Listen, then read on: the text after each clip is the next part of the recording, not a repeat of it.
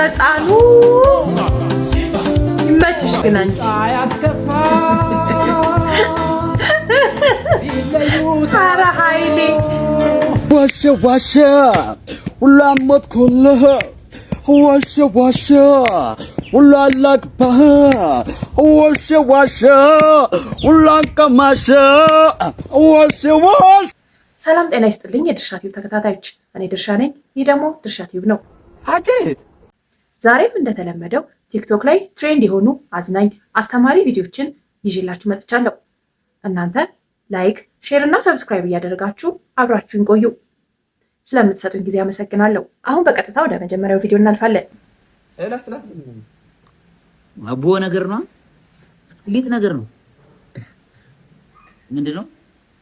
አይስክሬም ምን ይመስላል? ይናከል ምንድነው? ባቢ እንዴት ገለጽት ነው? ማርያም እንዴት ነው በላችሁኝ? እንዴት ነው በላማት ነው? ይሄን እንዴት ነው በላ? እስኪ ሞክር የሆነ ነገር እኮ እንዴት ነው በላ? የሚበላ ነው ምንድነው? ሰው ምንድነው? ሰው አራኔ ያለው የሚበላ አይደለም። ይሄ ማለት ፀጉር ምናምን የሚቀቡትኝ ክሬም ነገር ነው። ክሬም ነገር ነው። ማይክ ክሬም ነገር ነው። ተቀባው ፀጉር ወይስ ታያዘስ እንደዚህ ባስቀምጦስ ምንድን ነው? ኧረ ግፋቸው ነገር ነው። እንዴ ተቀባው ማርያምን አለው። ማርያም የፊት ክሬም ነገር የፊት ነው እንዴ? ምግብ ግን አይደለም። የፊት ነው ተቀባው። ግንባር ነካይ አትከልካል በእውነት ማርያም በል እንዴ የምንድን ነው? እኮ እንደ ካካዋ ምናምን ይመስለኝ ግን ማርያም በቃ ተቀባው። አይ ተቀባው ፊቱን። ኧረ ያዘኝ እንዳለ እንዴ ያውቀም እሱና ቆሞት ካለ ማርያምን ተቀባው ካለ በኋላ እረፍ ብያለሁ ነበር ወይ? በቃ እንደዚህ ነው ምናምን አትልም እንዴ? እሺ ላሶሲ አቦ ነገር ነው፣ ሊጥ ነገር ነው።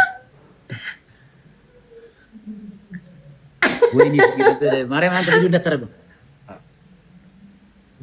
ይሄስ ምንድን ነው? እቃው ነው? ይሄ ምንድን ነው? ካርቶን ነው። ይሄ እዛ እየበሉት አይደል? እቃው የሚበላ ምግብ መጣብን መከራችን። ተንቆል መድኃኒዓለም ምን ይበላል? ያው እየበላችሁ አትያትም። ዝም በል አንተ ዝም በል እናዘው።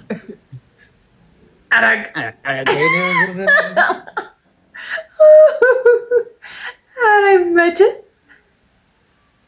የጋበዝከው ሰውዬ ግን ግፍክ መረበኛ ያያችሁ አሊያም ሽታሽ እየጫወትን ከመሰላችሁ በጣም ተሳስታችኋል። እውነት መሀረቤን ያያችሁ እየተጫወቱ ነው የሚመስለው። ሰሞኑን የትምህርት ሚኒስቴሩ ዶክተር ብርሃኑ ነጋ ወቸ ጉድ ፖድካስት ላይ ቀርበው ነበርና ወደ 5 ሰዓት ከምናምን ነው ቆይታ ያደረጉት። እንደ ፍሬንዳቸው ነው ሲያወሯቸው የነበረውና በጣም ደስ የሚል ፖድካስት ነበር። አረቄ ወይስ ጠላ? መጠጥ አረቄ ብሎ አልጠጣም። ማሂ አረቄ ትወዳለች ነበር። ወይኔ አስበላኝ ልጅ እያልኩ እናቴ አረቄ ትሰራለች እና በቃ ማሂ እኔ አሁን ሌላ መጠጥ ትተናል። አሁን እኛ ቤት ከምግብ በኋላ ምናምን አንዳንድ ወይ ሁለት መለኪያ። ይሄን አርጊመንት ሴትል አድርግልን። አረቄ ምንም አይነት ፔን ያድናል አያድንም?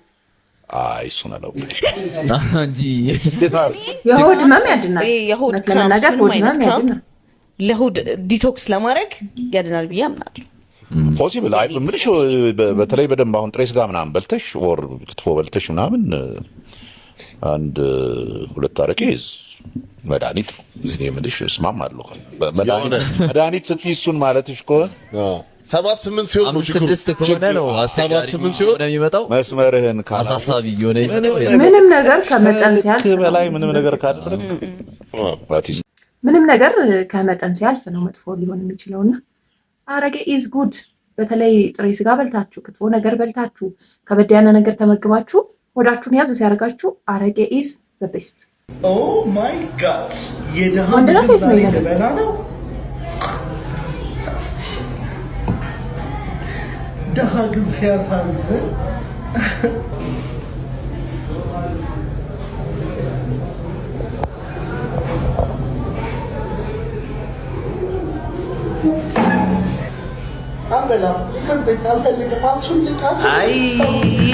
አረ ንገረው ቀብራራ ወደ ሰማይ አሉ ለፍዳዳ ጥርስ አይጥ የቦረቦሮ ግርግዳ እስኪመስል አንዴ ቦቱ አንዴ ጥሬውን ዘግነ ስትፈጭ አድገ ሽሮን ተናገርካት እስካሁን ድረስ ስታስነጥስ ትቦን የለ እንዴ?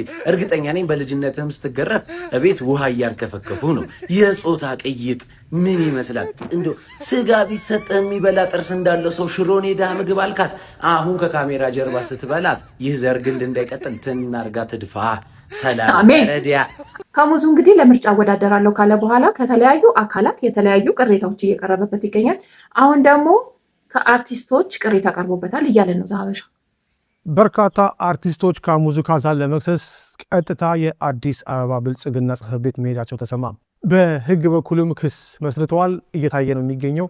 አሁን ግን አርቲስቶቹ በጠቅላላ ተሰብስበው ሄደው ብልጽግና ጽሕፈት ቤት እንዴት እጩ አደረጋቸው ሲሉ ጥያቄ አቅርበዋል። እንደሚታወቀው በብዙ ሚሊዮን ብር የሚቆጠር ጨረታ ለካሙዙ ካሳ በባህል ሚኒስቴር መስጠቱ የሚታወቅ ነው፣ ካለ ምንም ጨረታ ማለት ነው። በዚህ የተነሳም ብዙ በርካታ አርቲስቶችን ወደ ብሪክስ አባል ሀገራት ይዞ ሄዶ የባህል ዝግጅት ማዘጋጀቱ ይታወቃል። ግን እነዛ አርቲስቶች ምንም አይነት ክፍያ አልተከፈለንም በሚል በአርቲስቱ ላይ ክስ ሲያቀርቡ ቆይቷል። እንደዚሁም ቼክ የጻፈላቸው ወገኖችና ድርጅቶችን እንደዚሁ ገንዘቡን ሊያወጡ ሲሄዱ ስንጭ የለውም በሚል እንደተገለጸላቸው ይታወቃል። ከነዚህ መካከል የኢትዮጵያ አየር መንገድ 9 ሚሊዮን ብር ከካሙዙ ካሳ አልተከፈለውም። እነዚህን አርቲስቶች ወደ ውጭ ሀገር ያጓጓዘበት ገንዘብ አልተከፈለንም ሲሉ ክስ ያቀረቡት እነዚህ አርቲስቶች ወደ ብልጽግና ጽሕፈት ቤት የአዲስ አበባ ብልጽግና ጽሕፈት ቤት ነው እዛ በመሄድ ተቃውሟቸውን አሰምተዋል። ይህን ተከትሎም የአዲስ አበባ ብልጽግና ከፍተኛ አማሪ የሆኑት አቶ ሞገስ ባልቻ የየካ ክፍለ ከተማ ብልጽግና እንዴት አድርጎም እጩ እንዳደረገው ጥያቄ ማቅረባቸውን ሰምተናል። ይህን ተከትሎ የአዲስ አበባ ብልጽግና ካሙዙ ካሳን ስብሰባ ጠርቷል። ካሙዙ ካሳ በቀረቡበት ክሶች ዙሪያ እንዲያባራ የአዲስ አበባ ብልጽግና በሳምንት ጠርቶታል። በዚህ መሰረት እንግዲህ ስብሰባውን ተከታትለን ወደ እናንተ የምናደርስ ይሆናል። እንግዲህ ብዙ የጠቅላይ ሚኒስትሩ ደጋፊዎች ጠቅላይ ሚኒስትሩ በስማቸው የሚነግድን ሰው አይወዱም ሲሉ ይደመጣሉ። ስለዚህም የካሙዙ ካሳ እጣ ፈንታ ምን እንደሚሆን በዚህ ሳምንት ይታወቃል። ምን መሆን ነው የምትፈልግ? ለእኔ ንገረኛል። ለወደፊት እንዲያው ቢሳካልሽ ቢመቻችልሽ ምን መሆን ትፈልጊያለሽ? እኔ ደስ ምኞትሽ ትኬት ቆራጭ ትኬት ቆራጭ የአውሮፕላን ነው የባስ ትኬት ቆራጭ ሞላ። ኧረ ጀማው የት እንሂድ ሹፌር ምናምንስ ብለሽ ነበር እኮ። ሹፌርም ብዬ ነበር። ያው ከሹፌር ከትኬት ቆራጭ ደግሞ ወደ ሹፌርነት እገባለሁ ቀስ በቀስ። አሁን እዛ አጠገቡ ቁጭ ባስ ውስጥ ኧረ አስሬ ለመዞር ነው ማለት አንዴ አሁን እዚህ ጋር ቆም በቃ እሱ ደግሞ ወደዚህ ይቀየራል። እኔ ደግሞ ያው ሹፌር ሆናለሁ። ትኬት ቆራጭ ያልሽው በቃ በየቦታው ልዞሪ? በየቦታው ልዞር ወደ ጀሙ በቃ ወደ 22 ወደ መገናኛ ቁጥር እየቀያየርን 67 90 2 ቁጥር 5 ቁጥር ምናምን ከሆነ በቃ ቁጥሮቹን 66 አምቼ 66 ቁጥር ትሄዳለች። እሺ አምቼ 66 ቁጥር ትሄዳለች። እዛም ሹፌር ኮንኩ እዛም ልሄድ እችላለሁ። እሺ ልሄድ እችላለሁ። አምቼ ማለት በጣም ሩቅ ነው፣ ክፍለ ሀገር ነው። ስለዚህ በባስ ፕሌስ ትሄጃለሽ? በባስ እንሄዳለን። አምቼ እንሄዳለን። 6 ኪሎ እንሄዳለን። 5 ኪሎ ሽሮ ሜዳ በቃ ማን ሄድበት 31 ቁጥር እንሄዳለን። ስለዚህ ምንድነው የምፈልጊው? አዲሱ ገበያ እንሄዳለን። 6 ቁጥር ምን መሆን ነው የምፈልጊው? እና ባሹፌርና ባስቲኬ ቆራጭ ብያለሁ። ጨርሻለሁ። ወይኔ ሰው መሆን የሚፈልገው ወይም ደግሞ የሚመኘው የሚያየውን ነገር ነው። በቃ አካባቢዋ ያለው ደህና ነገር ባስ ቆራጭና ትኬት ቆራጭና የባስ ሹፌር ነው። ስለዚህ እሱን የተመኘችውና ሻል ከሚላችሁ ሰው ጋር ዋሉ የሚባለው ለዚህ ነው። አንዳንድ ጊዜ ሁላችንም እንደምናውቀው ኮሜዲያን ፍልፍሉ ትንሽ አመም አድርጎት ሆስፒታል ነው ያለውና በዚህ ሁኔታ ላይ የተለያዩ ሀሳቦች እየተሰጡ ይገኛሉ። የአውደ ዓመት ዕለት አባይ ቴሌቪዥን ላይ ቀርቦ እዛው ሆስፒታል አልጋ ላይ ያለ ፕሮግራም ሰርተውበታል እና ይሄ ነገር በጣም ብዙ ሰዎችን አስደብረዋል። አንዳንድ ሰዎች ተቃውሟቸውን እየገለጹ ይገኛሉ። ኮሜዲያን ሰይፈ የሚለውን ሰምተን እንምጣ። ጥላሁን እልፍነህ ማለት ነው።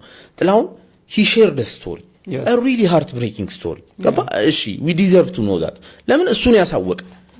ይሄ ግን ሰው በወደቀበት ሰዓት ላይትና ካሜራ አዘጋጅተህ እዛ ሆስፒታል ውስጥ መግባት የለብህም። በቃ ላይም የራሳችሁ የሆነ ሰው this is your partner አቅራቢዎች ውስጥ ምንድነው የምታስቡት እናንተ ማለፍ የምትችለውን ነገር this is not right this is by the way ማለት ነው እኔ I don't care ከዚህ በኋላ እዛ ተጠራው አልተጠራው I don't care እውነት ለመናገር ማለት ነው ግን this is not right በቃ እኔ በጣም የማከብረውና የምወደው ሰው ነው ፍልፍሉ ማለት ነው እንዴ ልበለ ይሆነ እንደማትችል ያወቅክ ማለት ነው የሚያበረታታ ሰው አለ አይደል ዛትስ ፍልፍሉ ለኔ ገባ ለዚዶ ምን ማለት እንደሆነ አውቃለሁ ለዛ ውስጥ ላሉት ለነ ማርቆስ ለነ እንትና ምናምን ነገር ፍልፍሉ ማለት ምን ማለት እንደሆነ አውቃለሁ ገብቷል አይደል it means something he means something ገባ አይደል እና እንደዛ የሆነን ሰው እንደዛ ታሞ አታቀርብም በቃ እንዴ ለምን ምን አስፈለገ we don't have to seem like on that ምን አስፈለገ ያ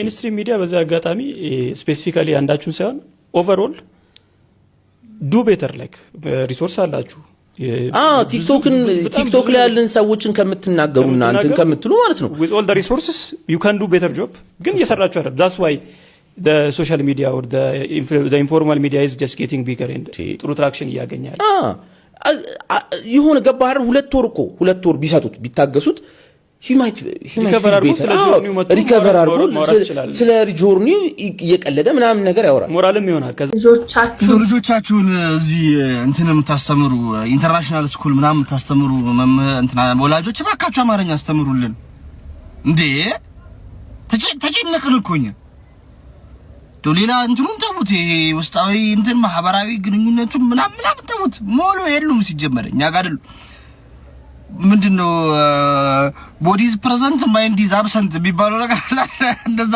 ናቸው ከዚህ ናቸው ጀምት ሞሎዛ ያውጭ ባለፈው 3 ወር ሲጀመር እኔ መኪና ውስጥ ምን ሊሰሩ እንደመጡ ማላቅ የሚቆመውን መኪና ታስታውሳላችሁ እነሱ ጋር የሚቆመውን መኪና ታውቃላችሁ በቺም የዛን ቀን 3 ሆነው እየተጨቃጨቁ ነው በቃ ኖ ይተባባሉ ጋቡ አንዱ ጋቢና ሁለቱ ከኋላ ያለው ልጅ ማለት ነው my mom told me last time እሷ ሁሉንም ታውቃለች she said was ነው she said was ነው ያለችኝ እዚህ ጋር ያለው ደግሞ አይደለም was አይደለም ምን ያፌ ላይ ጠፍቶ እኔ እናት ነግራኛለች ያበደ ክርክር መጨረሻ ላይ ማን አንቺ ጀጃስ አለኝ እዚህ ያለ ነው ጀጃስ ብሮ ጀጃስ ነው ወንድማችሁ የምናስ የምናስ ኖ እንደዛ ማለት ያደረገ ሲል በነገራችን ላይ ምን ይችላል ጀጃር ግን አንተ ነፃነት ስለምታውቅ አንተ ጀጃር ግን ምንድነው ታዲያ ጀጃር ግን በላ ጀጃስ ዋስ የምትልብኝ እዚህ ምንድነው ጉዳዩ አልኩ if ብላ አስባለኝ if የኔ አሁን ገርልፍሬንዴ ቢሆንና ምናልባት ነው ላገባት ይችላል ቢሆንና ወደፊት ከተጋባን የሷ እናት የሚስቴ ሜሪድ ካደረግን በኋላ እናቷ ለኔ ምንድነው የምትባለው ማን አለኝ እንግዲህ የሷ እናት woman ነው የምትባለው አይደል ገብተኛል እኮ ጥያቄው ግን በቃ ትንሽ ማዛጋ ማረኝና woman እንደዛ አይደለም በቃ እንዴት ምንድነው የሚባለው ይሄ ሁሉ ጭቅጭቅ ባማች ከኋላ ያለው ልጅ እናት ግን በጣም አንቺ ራሱ ምን ባደር ዋስ ብለሽ ልጅ በጣም ነው የተመቸኝ እግዚአብሔር ልጅ ደግሞ እንዳትሳሳት ይላል እኮ እንዳትሳሳት ይላል ዋስ እኛ በወርሙዝ ሰርጥ ተወላላል እነሱ በአማች የተከራከሩ ነውና እንግሊዘኛ አማርኛ አስተምሩልን አዎ ብዙ ጊዜ ኢንተርናሽናል ትምህርት ቤት ወይም ደግሞ እነዚህ ውድ የሆኑ የግል ትምህርት ቤት ልጆቻቸውን የሚያስተምሩ ወላጆች ብዙ ጊዜ እንግሊዘኛ መቻላቸው ላይ ነው ትኩረታቸውን የሚያደርጉትና አማርኛ ቻሉ አልቻሉ ግድ አይሰጣቸውም። ቴዲ አፍሮ ባወጣው አዲስ አልበም ምክንያት በ2 ቀን ከ20 ሚሊዮን ብር በላይ መስራቱን ሰዎች እየተናገሩ ይገኛሉ። መጀመሪያ በጣም የታየለት ዳስጣል ነው 7 ሚሊዮን ቪው አለው እንደምታዩት። ሌሎቹ 2 ሚሊዮን 1.8 ሚሊዮን እያለ 3 ሚሊዮንም ያለው አለ ጀንበር። ብቻ ወደ ሂሳቡ እንሂድ። የሚያስፈልገን ካልኩሌተር ነው። ካልኩሌተራችንን እናዘጋጃለን። እንደምታውቁት ዩቲዩብ አሜሪካ፣ ካናዳ፣ እንግሊዝ ሲታይ ነው የሚከፍለው። ኢትዮጵያ ውስጥ አይከፍልም። ግን አቬሬጅ ስናወጣ በዚህ 48 ሰዓት ውስጥ የቴዲ አፍሮ አዲሱ አልበም 41 ሚሊዮን ጊዜ ተደምጦለታል። ከ41 ሚሊዮኑ ቢያንስ 20 ሚሊዮኑ ግማሹ ማለት ነው ቢያንስ ውጭ ቢደመጥ እንግሊዝ፣ አሜሪካ ያሉ፣ አረብ ኤምሬትስ ያሉ፣ ካናዳ ያሉ ሰዎች፣ ዩሮፕ ያሉ ሰዎች ቢያዳምጡት ብለን ነው ሂሳቡ የምንሰራው። ቀጥታ ወደ ሂሳቡ እንሂድ እና እንደነገርኳችሁ ወደ ሂሳቡ ስንገባ ቴዲ አፍሮ ኦልሞስት 1.8 ሚሊዮን ሰብስክራይበር አለው። ኮንቴንቱ ሚውዚክ ነው፣ ግን በጣም አሪፍ ሰብስክራይበር ስላለው አሪፍ ኢንጌጅመንት ስላለው ዩቲዩብ የሚከፍለውን ጉግል ላይ እንጠይቃለን። ዩቲዩብ በ1 ሚሊዮን ሰብስክራይበር ቢያንስ $1 በ1000 ሰው ማለት ነው 1000 ሰው ሲያየው $2 እስከ $9 ይከፍላል።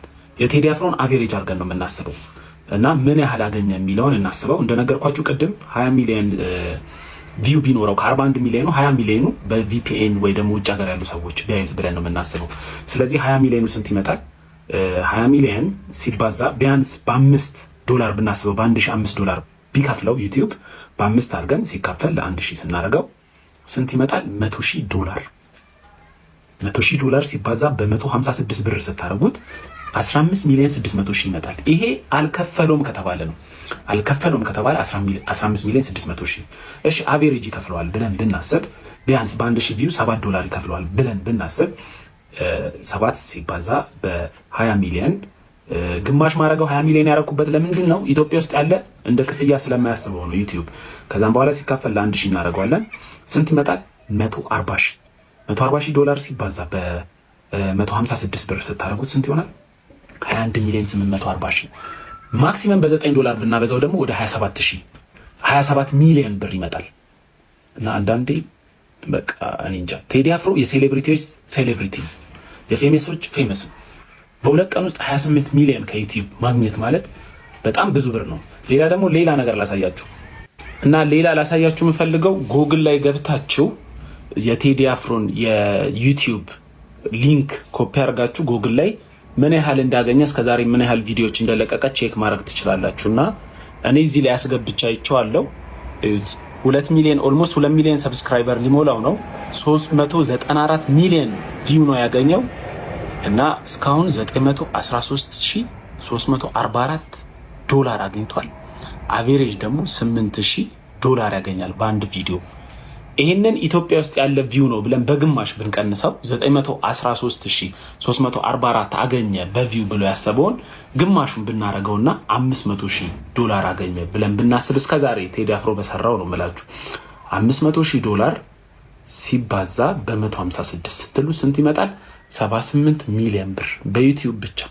እዚህ ጋር ሁሉ ነገር ግምት ነው፣ ነገር ግን ተቀራራቢ ኢንፎርሜሽን ይመስላል። ሰው በገላው የፈለገውን ነገር ማድረግ ይችላል፣ ግን አልበዛም? ይሄ ቴዲ አፍሮ ራሱ ቢያየው በዚህ ሙሉ የሚደሰት የአልበሙ አይመስለኝም። ፖስተር ተለቅሶታል። አንዳንዴ አድናቆታቸው በጣም መስመር ያልፋል። ሙሉ ፖስተሩን የተለቀሰው የአልበሙ ጀንበር፣ ስማ ራሴ፣ መርከብ፣ መሬማ፣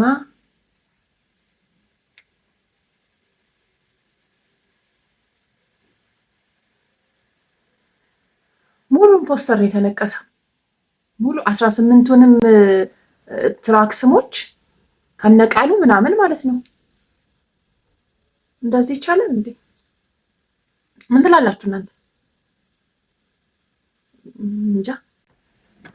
እሺ እኔ ቆንጆ ነገር አትሽም እንዴ? በባዶ እኮ እንደዚህ አይቀመጥም እኮ። እኔ እኮ ቤተሰቦቼ ሲያሳድጉኝ እንኳን አይደለም መጠጥ ስኳር ያለው ነገር ራሱ መጠጣት አይፈቀድልኝምና አሁን ራሱ በረንዳ ላይ ከሚጠጣ ሰው ጋር እንደተቀመጥኩ ቢሰሙ ያዝኑብኛል። ቀለል ያለ የሆነች ድራፍት ነገር ጠጪ ቢያንስ። እንዴ ቀምሽ ብሰክርት ቀለል ያለች የሆነች ትንሽዬ ኮክቴል ነገር አጠጪኝ። ካላዘዝክኝ እኔ ማስጨነቅ አታቆምማ። አዎ ዘጂ፣ ትንሽ የሆነች ነገር ዘጂ። እሺ አባ ይቅርታ ስማኝማ ማለት ነው። አንድ ድራፍት ሳምባ ሆኖ ራሱ ተቀየረ። አመጣ 4 ሻት ብላክ ማለት ነው። መለስ እያደረግ እዛም በኋላ ማለት ነው ኮፈስ ማለት ጀምር ማለት ነው። ሁለቱ ዙ ውጋ ሲኮፈስ ይወጋ። ይሄ በረዶ መቀላቂያ ማቅጠኛ ላ ውሃ አይመቸኝም። እሺ ኦቨን ውስጥ ከተተው በሰል ይበቅ በተወጣ አድርጎ አንድ ላይ ማለት ነው። በሰል ስለሚመቸኝ በቃ አፍጥኛው ምንም ችግር አፍጥኛው የተወጋ ድራፍት እውነትም ትደፍራለች። ምንድነው ያላለች? ኦቨን ውስጥ ከተተው ኦቨን ውስጥ ይገባል እንደ መጠጥ ኮፍሰው ምናምን ያላቀም። በፊት ይላችኋል አካባቢያችን ላይ ሌባ ሲታይ ደህና ነገርም እኮ ላይሆን ይችላል፣ ግን የሆነ ነገር ሰርቆ ሲገኝ ማለት ነው ምንድነው የሚደረገው?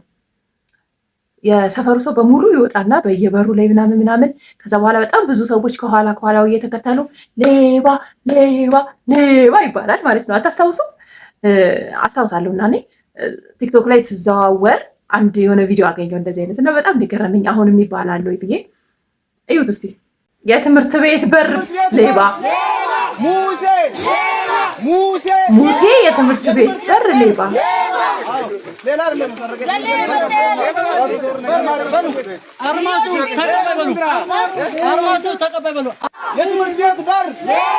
በነገራችን ላይ ይሄ የሌባን ቁጥር ለመቀነስ በጣም መፍትሄ ሊሆን የሚችል ጉዳይ ነው። በጣም አሸማቀቅ እኮ ነው ሌባውን። ጋብሪ ይሄ ቪዲዮ የሚገባችሁ ውሻ ያላችሁ ሰዎች ብቻ ናችሁ። ውሻ ግቢያችሁ ውስጥ ያለና ድሮ እኔ ከእናቴ ጋር እያለሁኝ ውሻ ሲያለቅስ በቃ የሆነ ነገር ትለኛለች እና ያ ትራማ አለብኝ በጣም።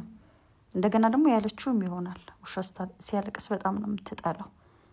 እና እኔም በቃ ሰሞኑን ውሻ እንዲቹ ሲያለቅስ ነው የሚያድረው እና ያ ትራማ ስላለብኝ እንዴት እንደሚጨንቀኝ እንቅልፌን አልተኛም፣ እንዴት እንደሚያስጠላኝ ልነግራችሁ አልችልም። እና የምር እውነት ነው ወይስ የኔ ትራማ ስላለብኝ ነው ውሻ ሲያለቅስ እንደዚህ በቃ ውስጥ የሚጨነቀው እንቅልፍ የማይተኛው ምናምን? በሩን ከፍተሽ አስወጥተሽ አባሩ ነው የሚለኝ ማለት ነው።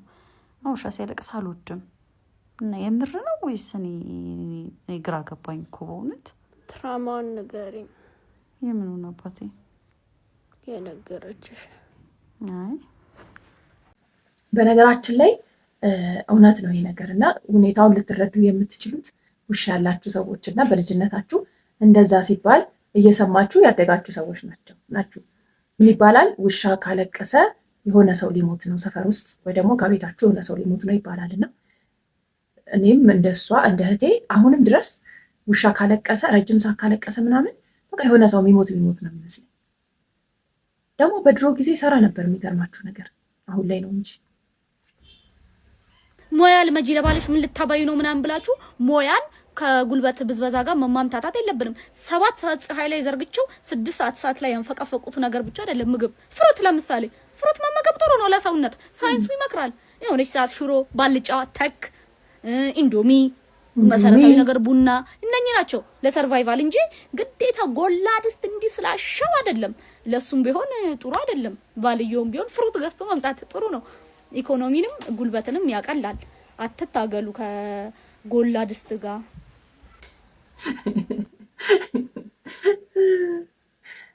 አዎ ይመችሽ ያርግልሽ። የማስለቀሻ ፎቶች አባካችሁ የሰዎቹን የከረንትሊ አሁን ላይ ያለውን ፌሳናቸውን እያደረግን ብናለቅስ ጥሩ ነው እላለሁ። ለማልቀስም እንዲመቸን ሟቹ ነፍሱን ይማርን። እሱ አሁን ያለበት ሲቹዌሽን እና የጆሮ በጭራሽ ነው እኮ የማይገናኝ ከፎቶ ጋር ማለት ነው። ጭራሽ አይገናኝም። በቃ ሌላ ሰው ነው የሚመስለው እንዴ! እግዚአብሔር እንዴ!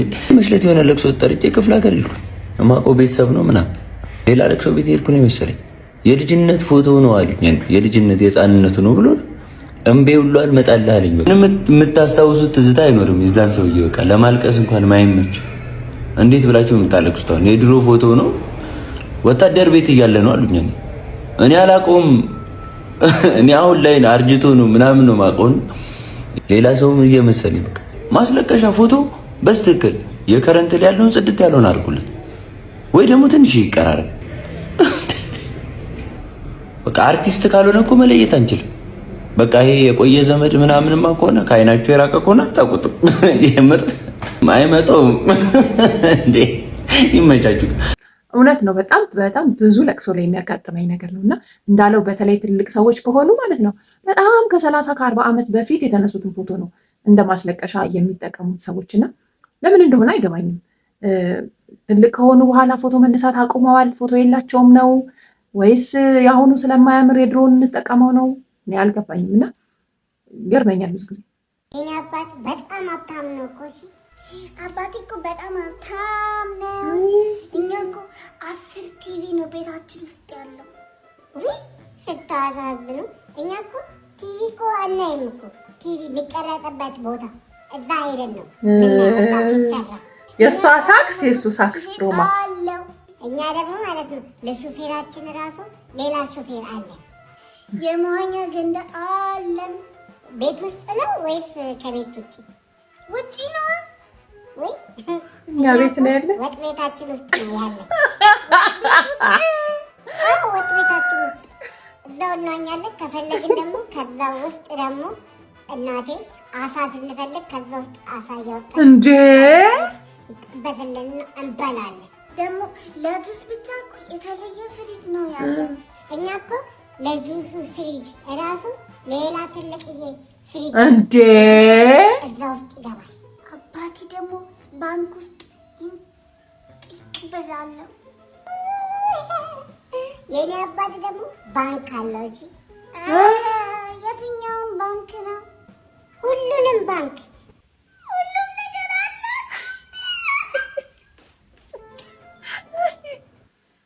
ኧረ ይመቻችሁ። ሳክሱ ማለት ነው እንደዚህ ነበር። እንደዚህ እንደዚህ እንደዚህ ያል እንደዚህ።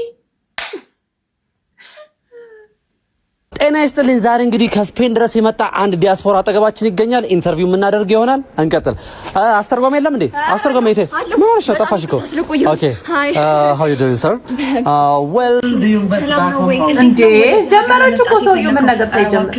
እኔ ለመምጣት የፈለኩት በመጀመሪያ እቺን ሀገር ለማግኘት ነበረ። ከዛስ ቡና አጠጣጣችሁ ይለያል ነው የምልክ። ከዛ አንተ የባለፈውን ሳልነግር ይለያል እዛ ሰፈረች ወይ ምን ትርጉ ሌላ ነገር አይተቀሰማሽን መሰለኝ። ኢንቨስት ያደረኩት እንግዲህ እዚህ ላይ ነበረ። ከዛ በኋላ ጫሜን ተፈታ፣ ከዛ ወደቀ ምናምን። ወይዘው ሲመጣ ምን እንዳጋጠመኝ ታውቃላችሁ ማለት ነው። በቃ ትራንስፖርታችን ተጨናቆ ነበረ። በቃ እዚህ ሀገር ወደ ራሷ ጉዳይ ገባች እሷ። ምንድነው I'm sorry ምንድነው እየሸለሽ እየተረጎመ አይደል? ሌላ ነገር እኮ ካሉ እነሱ የተቃሉ ቀጥል እና በጣም ደስተኛ ነበርኩኝ። አሁንም ቢሆን በጣም በደስታ ውስጥ ነው ያለሁት። እዚህ ሀገር በመምጣት ደስተኛ ነኝ ማለት ነው። ሰውዬው እኮ ምንም አላወራም እስካሁን ድረስ። አውችሪ ታዳምጡኛላችሁ ወይ? በጣም ማለት ነው። ሰገደ አሁን የመጨረሻ አንድ ጥያቄ የሚቀረኝ እባክሽ በቃ እሱ ብቻ ነው ስለሚያደርጉ ጉዳይ ነው። ስለ ኢንቨስትመንት ምናምን አውሪ። ስለ ኢንቨስትመንት አውሪ። እሺ ስለ ኢንቨስትመንት እና ከዛ በኋላ የተናገርኩትኝ እንደዛ ሆኖ ሳለ በጣም ደብሮኝ ተከፍቼ እያለቀስኩኝ ፍቅረኛዬ መታ አባበለችኝ። ከዛ እኔም አዝኜ አቀፍኳትኝ። አፍቅራታለሁ በጣም ከልቤ ይለናል። እናመሰግናለን። አንዳንድ ጊዜ እንደዚህ ሆኖባቸው ያውቅም። እውነት ቴሌቪዥን ላይ ምናምን ስናይ የሚያወራት ነገር በጣም አጭር ናት እና አስተርጓሚ ደግሞ የሚያወራ በጣም ረዥም ነገር ነው። የሚቃጣም አይመስልም። ይሄ ቪዲዮ ያንን ያስታወሰኝ ነው። ቡና 1 ኪሎ ስንት እንደገባ ታውቂያለሽ? ምን አውቃለሁ የምትገዙት እናንተ? 15 ብር። ምን ነካቸው? ምን አውቄ እኔ። አውቃው ነው። ሆነ ብለው ነው እነሱ። ሆነ ብለው ህዝብን አገርን ለመበደል ነው። አንተ አታውቅም። እንዴት እንደዚህ ይሸጣል? ከእንትን ጋራ ተገናኝቷል።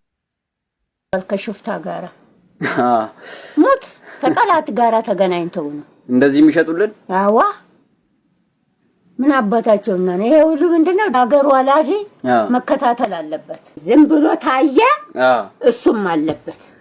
እናታችን አሁን ላይ እየተካሄደ ስላለው የኢኮኖሚ ሁኔታ ምንም አይነት እውቀትም አይዲያውም የላቸው።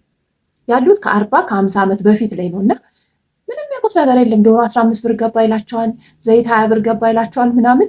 በጣም ነው የሚያዝናኑትና አይቀይርባቸውና እኔ ለቀራቸው አጭር እድሜ እንደዚህ ቢቀጥሉና ባይነገራቸው ባይ ነኝ። በጣም ትሬንድ እያደረጉ ነው በነገራችን ላይ። ችግሬ በዚሁ ከቀጠለ ይላል ወይ እናት ምን ፈልገሽ ነው? ስለ እግዚአብሔር ደሞ እንደዚህ ጀምራችሁ እናርግልሽ ነው። ካለዛ ካሽ ትንሽ በዛብኝ። ቴሌብር ምናምን የለሽ? ኧረ አንቺ ትቀልጃለሽ። አይ ለዛ ካልሆነ አይሆንም፣ አይመጣውም ብለን እኮ። እሺ 1000 ቴሌብር ወይስ ንግድ ባንክ? ቴሌብር። ቴሌብር? አዎ 09 11 12 አይቀርም በዚሁ ከቀጠለ የኑሮ ነገር። ያንቺ ደግሞ ግን ከፋ እንደዚህ ዝንጥ ብለሽ አይከብድ። አነጋጋሪው የዲኑ ንግግር አውቃችሁ ተንቀሳቀሱ ሲሉ የዩኒቲ ዩኒቨርሲቲ ፕሬዝዳንት ዶክተር አረጋ ይርዳው መልእክት ለተመራቂ ተማሪዎች አስተላልፈዋል። ተማሪዎች ከከፍተኛ ትምህርት ተቋም ተመረቀው ወደ ስራ ዓለም ሲሰማሩ ያለው ነባራዊ ሁኔታ በዘመድ በፓርቲ አሰራርና በዘር ላይ የተመሰረተ መሆኑን ተረድተው እንዲንቀሳቀሱ ጥሪ አቅርበዋል። ዶክተር አረጋ ይህንን መልእክት ያስተላለፉት ሚያዝያ 8 ቀን 2018 ዓ.ም በተካሄደው የዩኒቲ ዩኒቨርሲቲ 44ኛ ዙር ተማሪዎች የምረቃ ስነ ስርዓት ላይ ባደረጉት ንግግር ነው። እንግዲህ ይሄ የአደባባይ ሚስጥር ነው። አሁን ይሄ ምንድነው ለየት የሚያደርገው? ትልቅ ፖዚሽን ላይ ያው አንድ ትልቅ ዩኒቨርሲቲ ይመራል ከሚባል ሰው አፍ መውጣቱ ነው እንጂ ይሄ ምንም የሚያስገርም ነገር የለውም። ታወቀ ነው። ለእናንተ ጊዜ ይመጥናሉ ብዬ ሰበሰብኳቸው የዛሬ ቪዲዮዎቼ ይሄን ይመስሉ ነበረ። ሼር፣ ላይክ እና ሰብስክራይብ እያደረጋችሁ አበረታቱኝ። ሌላ ጊዜ እንገናኛለን። ቻው ቻው።